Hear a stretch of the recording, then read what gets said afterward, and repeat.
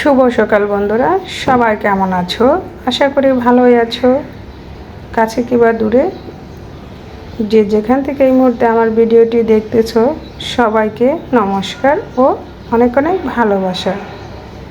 আমি এখন রান্না করব বোয়াল মাছ ভুনা, সেটাই তোমাদের সাথে শেয়ার করতেছি। একদম কাটা থেকে রান্না পর্যন্ত আমি বোয়াল মাছটা কিভাবে কেটে নিচ্ছি সেটাই তোমাদের শেয়ার করতেছি। আমরা অনেকেই মাছ কাটতে পারি, আবার অনেকেই মাছ কাটতে পারি না।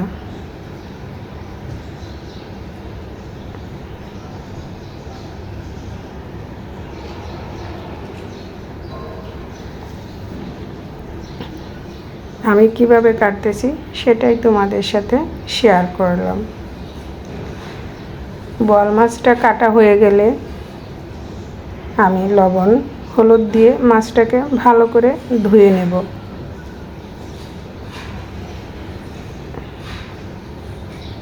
দেখতেই পেলে বন্ধুরা, আমি কত সহজে মাছটাকে কেটে নিলাম।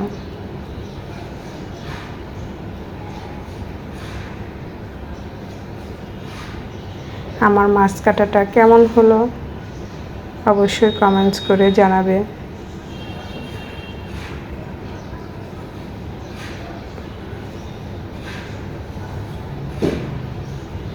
বোয়াল মাছ কাটা খুবই সহজ এবং মাছের আঁশ নেই এবং বাড়তি কোনো কাটাও নেই, খুব সহজেই কেটে নেওয়া যায়।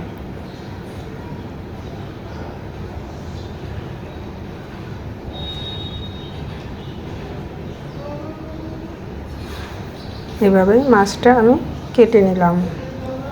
এখন মাছটাকে আমি ধুয়ে পরিষ্কার করে নেব। তবে বোয়াল মাছের একটা গন্ধ আছে, ধোয়ার সময় হলুদ লবণ দিয়ে ধুলে গন্ধটা একটু কমে যায়।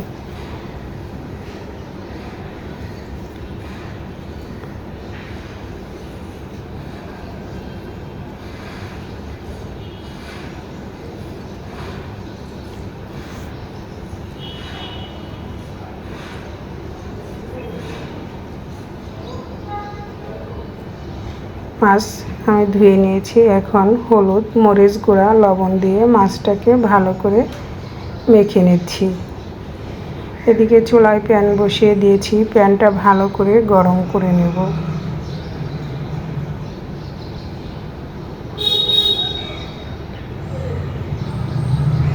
প্যানটা ভালো করে গরম করে নিয়ে পরে তেল দিয়ে দিচ্ছি।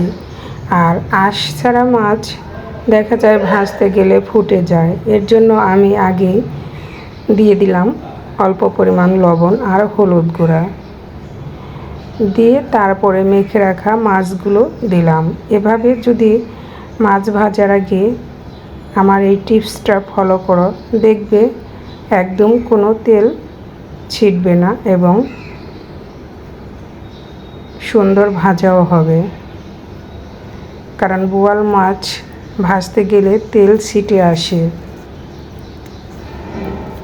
মাছটা আমি একটু কড়া করে ভেজে নেব। এদিকে আমি পেঁয়াজ আর রসুন কেটে নিয়েছি। মাছগুলো ভাজা হয়ে গেলে চুলা থেকে নামিয়ে নেব। কারণ বোয়াল মাছটা হচ্ছে খুবই নরম, তাই তো আমি একটু কড়া করে ভেজে নেব। আর বোয়াল মাছটা ভেজে ভুনা করলে খেতেও খুবই সুস্বাদু হয়। মাছটা ভাজা হয়ে গিয়েছে, চুলা থেকে নামিয়ে নেব।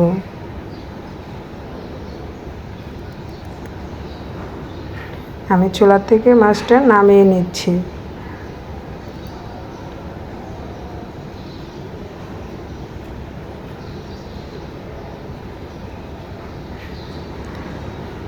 অবশিষ্ট তেলে আমি আর অল্প একটু পরিমাণ তেল দিয়ে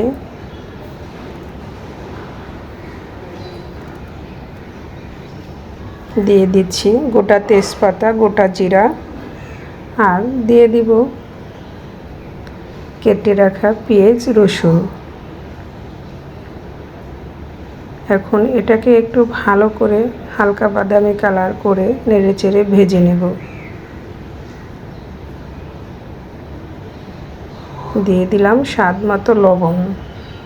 মাছটা ভেজে নামিয়ে নিয়েছি সম্পূর্ণটা।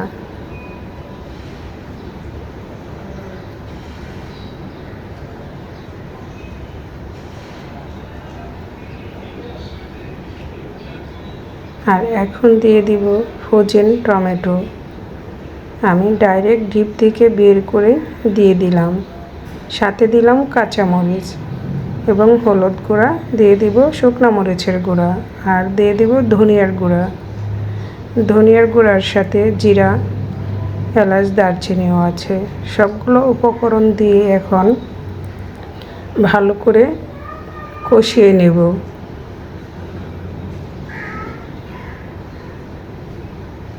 এবং কষানো হয়ে গেলে দিয়ে দিব ভেজে রাখা বোয়াল মাছ।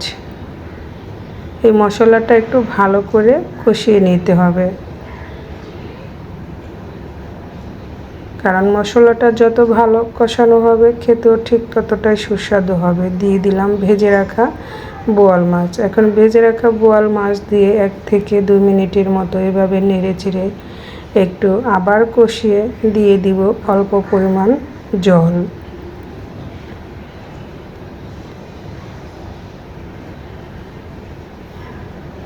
এখন জলটা দিয়ে নেড়ে চেড়ে ঢাকনা দিয়ে ঢেকে আবার কিছুটা সময় রান্না করে নেব।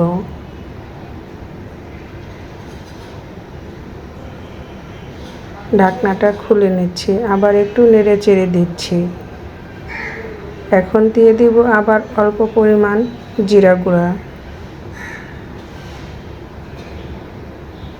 কারণ মাছটা ভুনা হয়ে গিয়েছে।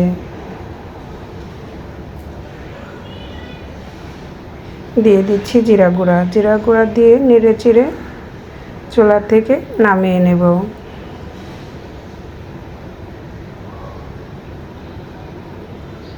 যদি আমার ভিডিওটি তোমাদের ভালো লাগে, লাইক, কমেন্ট, শেয়ার করে পাশে থাকবে।